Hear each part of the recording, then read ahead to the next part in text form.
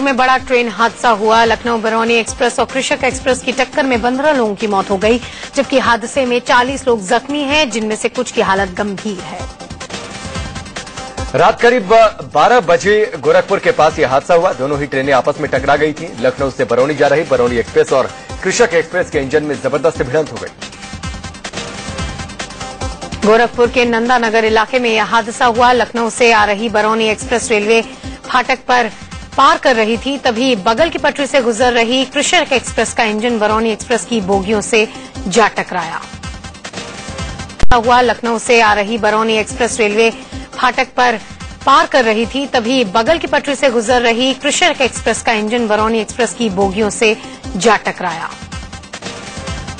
हादसा कितना खतरनाक था, इसका अंदाजा बोगियों को देखकर लगाया जा सकता है, जिसके परखच्चे उड़ गए। सबसे ज्यादा नुकसान बरौनी एक्सप्रेस को हुआ, जिसकी 3 बोगियों की धज्जियां उड़ गई। दोनों ट्रेनों की टक्कर होती ही बरौनी लखनऊ एक्सप्रेस की 3 स्लीपर बोगियां S7, S8 और S9 पलट गई। साथ ही कई बोगियों को भी काफी नुकसान पहुंचा। हादसे के बाद चीख पुकार मच गई। पटरियों पर खून के धब्बे पड़े हुए थे। रेलवे ट्रैक पर यहां वहां बिखरे जूते चप्पल देखकर अंदाजा लगाया जा सकता है कि कैसे अफरा तफरी मची होगी। हादसे की खबर मिलते ही मौके पर राहत और बचाव की टीम पहुंच गई, लेकिन अंधेरा होने के चलते रेस्क्यू के काम में दिक्कतें आई। हालांकि सुबह होते होते बोगियों में फंसे यात्रियों को निकाल लिया गया। यात्री ट्रेन में सो रहे थे, तभी जोरदार आवाज के साथ भिड़ंत हो गई। कई यात्री बोगी में ही फंसे रह गए। राहत बचाव की टीम ने गैस कटर से बोगियों को काटकर फंसे हुए लोगों को बाहर निकाला। हादसे में घायल हुए लोगों को गोरखपुर मेडिकल कॉलेज और जिला सरकारी अस्पताल में भर्ती कराया गया। इनमें से कुछ यात्रियों की हालत चिंताजनक बनी हुई है। हादसे के बाद बाधित हुई रेलवे सेवा बहाल कर दी गई है। जब हादसा हुआ था तो कुछ बोगियां पटरी पर ही पलट गई थी, जिसे पटरी से हटाया गया और तब जाकर रेलवे ट्रैक पर आवाजाही शुरू हो पाई। गोरखपुर ट्रेन हादसे के लिए शुरुआती तौर पर कृषक एक्सप्रेस के ड्राइवर और असिस्टेंट ड्राइवर को जिम्मेदार ठहराया गया और रेलवे ने दोनों ही ड्राइवर्स को तत्काल सस्पेंड कर दिया।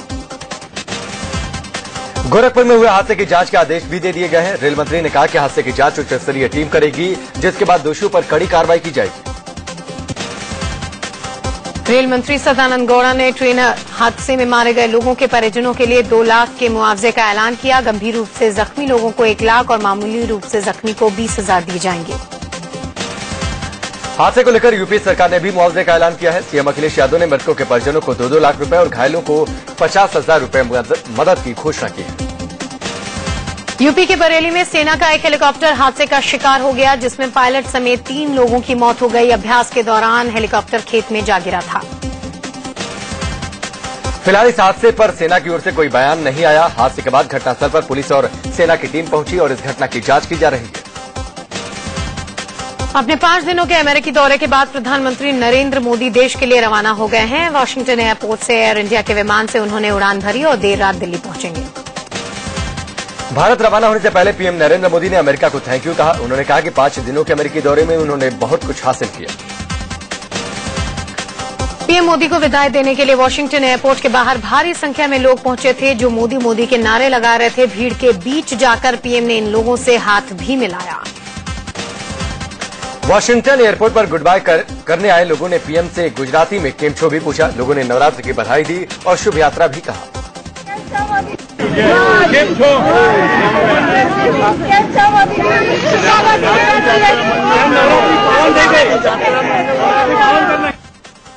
पीएम मोदी ने राष्ट्रपति ओबामा और अमेरिकी जनता और एनआरआई लोगों की आवभगत के लिए शुक्रिया जताया।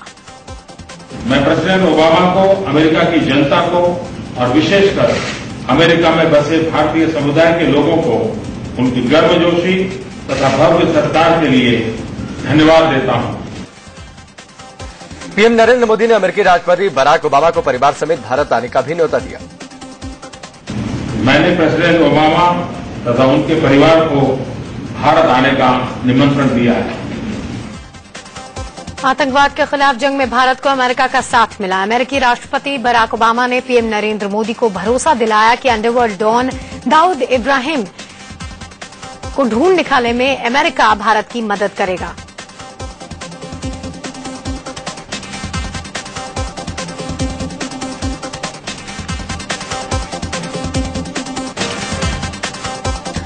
आतंकवाद के खिलाफ लड़ने पर भी, जंग में भी भारत को अमेरिका का साथ मिला। अमेरिकी राष्ट्रपति बराक ओबामा ने पीएम नरेंद्र मोदी को भरोसा दिया कि अंडरवर्ल्ड डॉन दाऊद इब्राहिम को पकड़ने में अमेरिका मदद करेगा।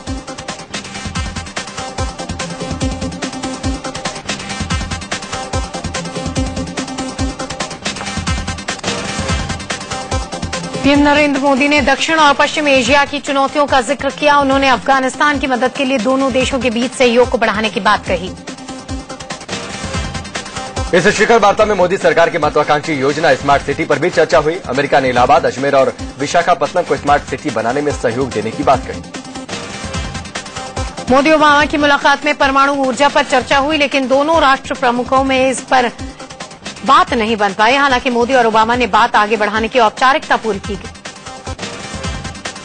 मोदी और ओबामा के बीच रक्षा सहयोग 10 सालों के लिए बढ़ाने पर सहमति बनी। पीएम नरेंद्र मोदी ने अमेरिका की डिफेंस कंपनियों को भारत में निवेश करने का न्योता भी दिया। पीएम मोदी और ओबामा के बीच WTO को लेकर भी बात हुई, लेकिन मोदी ने दो टूक कहा कि पहले फूड सिक्योरिटी को लेकर हमारी चिंताओं का समाधान होना चाहिए। WTO के मुद्दों पर हमारी बड़ी खुलकर के बातचीत हुई। भारत ट्रेड फैसिलिटेशन का समर्थन करता है। ओबामा से मुलाकात के बाद मोदी ने कहा कि भारत में अब कारोबार करना आसान है। उन्होंने अमेरिकियों को भारत में निवेश करने का न्योता भी दिया। भारत में हम पॉलिसी और प्रोसेस दोनों को बदलने पर बल दे रहे हैं, जिससे भारत के साथ बिजनेस करना सहज और लाभदायक होगा। ओबामा से मुलाकात में पीएम मोदी ने कहा कि अमेरिका हमारी लुक ईस्ट और लिंक वेस्ट पॉलिसी का अभिन्न अंग है। अमेरिका हमारी look east and link west policy का अभिन्न अंग है। ओबामा से मुलाकात में पीएम नरेंद्र मोदी ने कहा कि मंगल के बाद धरती पर भारत अमेरिका का पहला मिलन है। भारत और अमेरिका के बीच मार्च पर समिट के बाद अब यह समिट धरती पर हो रहा है। अमेरिका के राष्ट्रपति बराक ओबामा ने कहा कि भारत में विश्व की एक अहम ताकत बनने की पूरी क्षमता है। उन्होंने कहा कि भारत शांति और सुरक्षा के लिहाज से बड़ी शक्ति बनकर उभरेगा। भारत को अमेरिका की तरफ से एक और बड़ा तोहफा मिला। राष्ट्रपति ओबामा ने कहा कि भारत की सर्विस सेक्टर कंपनियों को अमेरिका में छूट मिलेगी। व्हाइट हाउस में जब मोदी ओबामा शिखर वार्ता चल रही थी तो व्हाइट हाउस के बाहर रंगारंग कार्यक्रम हो रहे थे। प्रवासी भारतीय यहां खूब झूमे।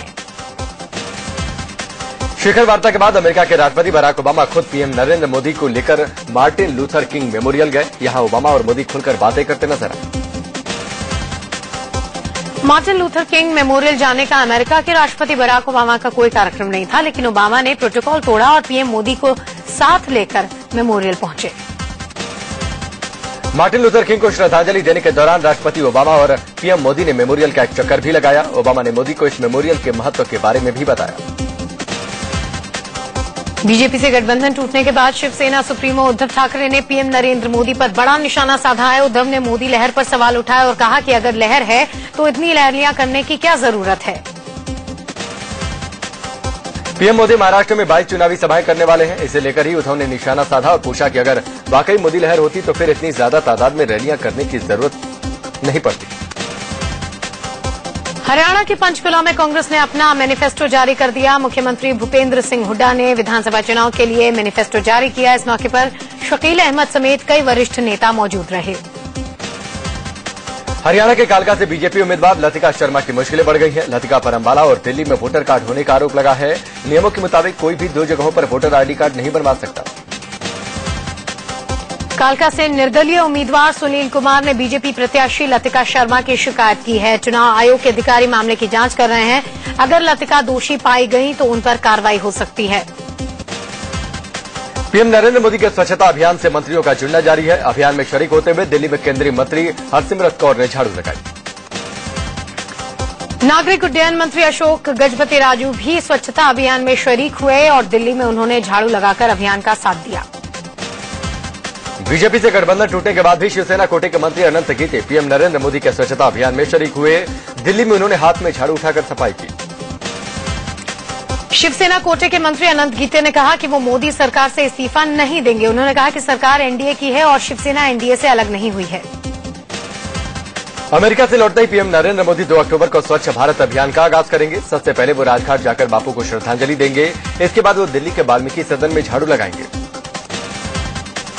मोदी के मंत्री भी अलग अलग शहरों में इस अभियान से जुड़ेंगे। लखनऊ में राजनाथ सिंह, पटना में रविशंकर प्रसाद, देवरिया में कलराज मिश्र तो दिल्ली में नितिन गडकरी, वेंकैया नायडू और सदानंद गौड़ा शामिल होंगे। इस अभियान से झांसी में मंत्री उमा भारती, गुजरात के आणंद में स्मृति ईरानी और मुंबई में राधा मोहन सिंह जुड़ेंगे। वहीं बिहार के हाजीपुर में मंत्री उपेंद्र कुशवाहा और वाराणसी में मनोज सिन्हा शामिल होंगे।